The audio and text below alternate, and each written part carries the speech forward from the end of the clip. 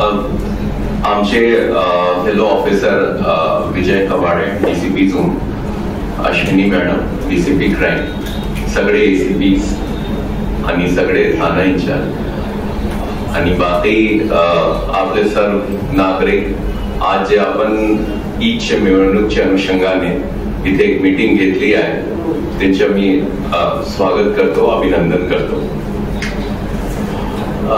विजयने जे थोडक्यात आपल्याला सगळं सांगितलं आहे की मागच्या वर्षी ज्याप्रमाणे ते झाला होता त्याप्रमाणे यावर्षी आपला पोलीस डिपार्टमेंटच्या कोऑपरेशन तुमच्या सोबत राहते.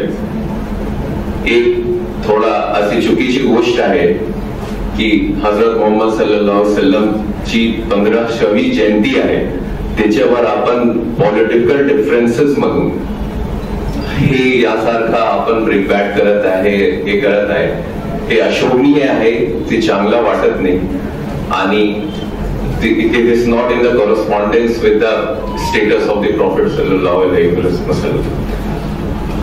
तो तुमच्याकडून सगळे हेच विनंती आहे की तुम्ही उत्साहाने ते जे जयंती साजरा करा आणि जे त्यांचे आदर्श होतात, जे त्यांचे मूल्य होतात त्याची जास्तीत जास्त सगळ्या लोकांमध्ये त्यांच्याबद्दल तुम्ही माहिती द्या, जनजागृती करा.